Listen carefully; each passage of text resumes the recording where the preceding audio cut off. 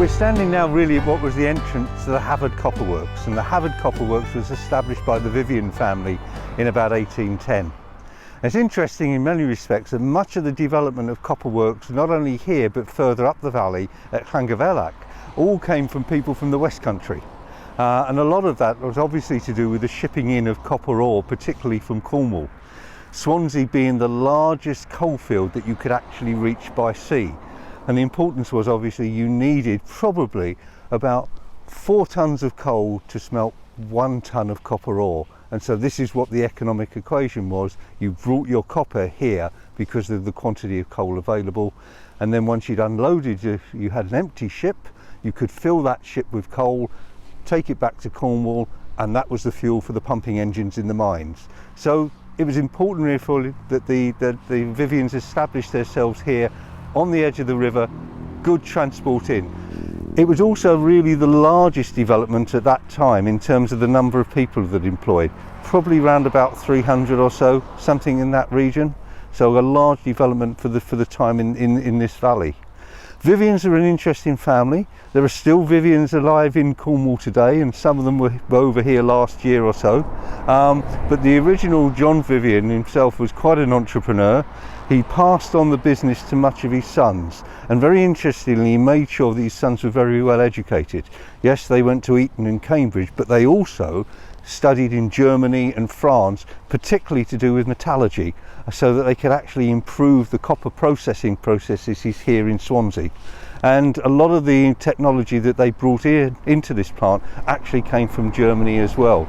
So they had a process whereby they could take off the sulfur from the copper processing process, turn that into sulfuric acid. They had a large sulfuric acid plant here, and they sold then the sulfuric acid back into the tin plate company for the washing of tin plate sheets. So it was all very well connected.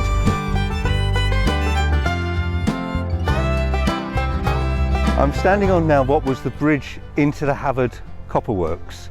Underneath me, going back a few hundred years now, would have been the Swansea Canal. Now the Swansea Canal was built in about 1798 and basically ran from Abercrave right through down to Swansea Docks. And this is the original bridge. The base of the bridge is actually still here, and there are other bridges further up which you can now see, although they're somewhat more in ruins.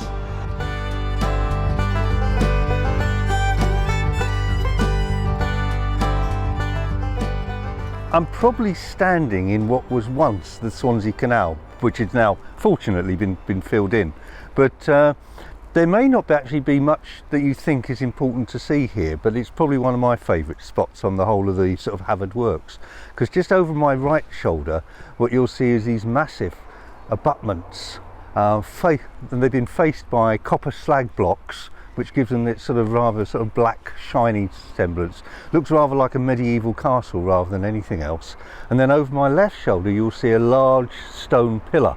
Now at first they may not seem as though they're actually related, but at one stage there would have been timber supports coming out of the stone pillar and the abutments, which would have supported a tramway or a railroad.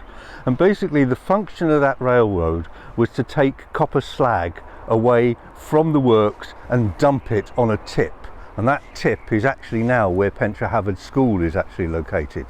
But once all the slag tips had been filled up within the works and down on the riverbanks, they had to actually get the waste away from the plant, and that was the way in which they did it. So the Vivian company, they bought a farm, as it once was, up at Pentre Hafod, used it therefore just as this tip worked.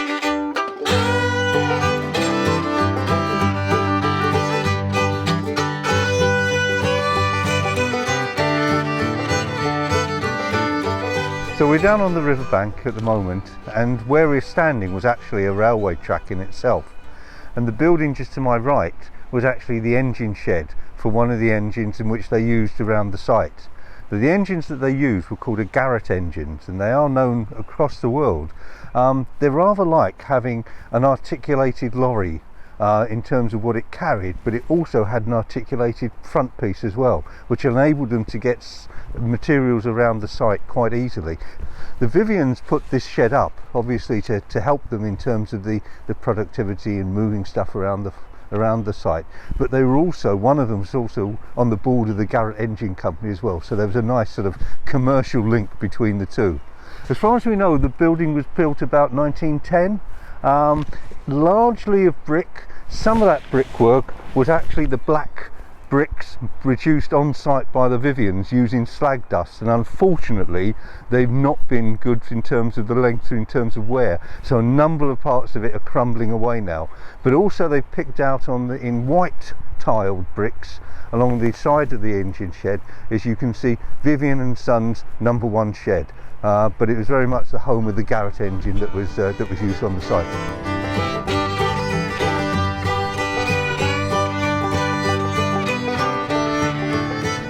The Vivian engine house was built in 1862. Now the purpose of it really was to produce power to run the rolling mills, so that copper sheeting, or copper slab to be honest, could actually be thinned down into much thinner sheeting as well.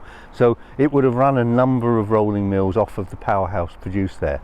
On the other side of it, built in about 1910 for the Musgrave engine, and that also ran a bank of rolling mills along the riverbank, all covered in.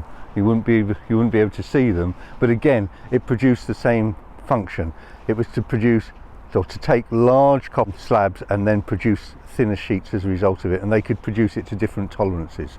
So both really important. Once the Musgrave engine house, the 1910 one, was established, this basically then became rather surplus to requirements and largely housed a large compressor air unit to actually help run the other machinery.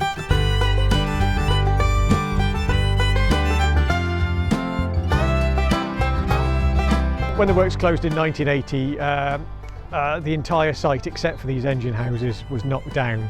And unfortunately they were left to languish, got vandalised, burnt down, etc., and just looked very sorry for themselves for the best part of 40 years. So our project was to restore the crane that helped maintain the engine, and so yeah, we had it down to every last nut, bolt and washer, counted them all, cleaned, painted, restored, replaced, and got it back to possibly better than original condition in some parts. The hope is eventually to get it entirely restored, back up to operating standards, and we can see these flywheels turning again one day. So originally we dismantled it in the yard of the... That's right, in Llansamlet, the Enterprise yeah, Zone. we actually took the machine apart over there, and it came apart remarkably well actually. And that's when it had been sort of exposed for so long in the atmosphere. Very little, a couple of bits of heating needed to move a few of the bolts, but yeah, otherwise it came apart. Something interesting I remember when it was coming apart was that we found the handwriting from 1910 when it was constructed by Musgrave. And the fact that they used wooden packing. Wooden packing, that was it. Rather than accurate machined parts, they used wooden packing and just adjusted the distances and things. You know, that's like kept the price down. And it worked. It obviously worked well. The thing was running. And it was very much like a Lego kit, a self-assembly kit, in that each part was labelled ABC or whatever, wasn't it? Yeah, and, all marked and stamped. Yeah. To be reassembled down here when it was transported. I'd love to see. Yeah, obviously the barring engine is the next, and that's a lot of work, because so much of it's damaged or stolen. But then we'd like to move on to the big one. I just hope I live long enough to do it.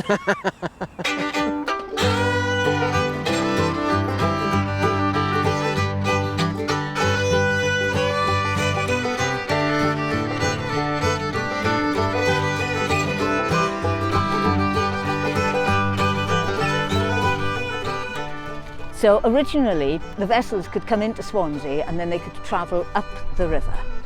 And all along the river there were different copperworks. I mean, this wasn't the only copperworks here at Hafod Morfa. At one point there were over 600 furnaces in this valley. The small ships would come up the river and they'd dock beside the various works. The discovery of ores that were richer in copper in other parts of the world, so that people wanted to go and get the ore from elsewhere, meant that in order for that to be economic, the size of the ships had to increase. As you now had your large ships, which by now were the famous copper ore barks, okay, of which Swansea had a fleet, and for which Swansea was known, because these barks were deliberately made solely for carrying copper. We're talking about these vessels which were only sailing barks.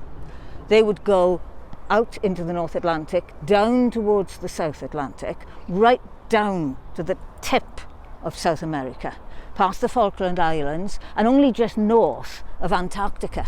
So we're talking about a really long journey, and there were all sorts of dangers en route. And then when you got down to the bottom of South America, you had the problem of Cape Horn, and it was really difficult to go around Cape Horn, and that journey could take anywhere between 6 months and 11 months. But because they were rounding the Horn, that's where the term Cape Horners came from. One of these Cape Horners was my great-grandfather, Samuel. He was a ship's carpenter on board these copper ore barks, and he did 17 return voyages, and then eventually they found other ore deposits in other places in North America. Eventually they made copper barks that had the addition of steam engines, and then eventually they made the Panama Canal. So ultimately there was no need for the vessels to travel around the Horn. But the legend of the Cape Horners still lived on through history, and it still lives on now.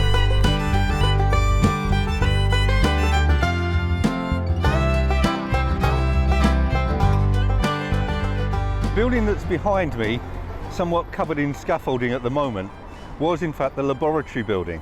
Now, one of the main functions of the laboratory was that when copper ore came into Swansea docks, it would be brought here to be tested to find out what was the copper content of the ore.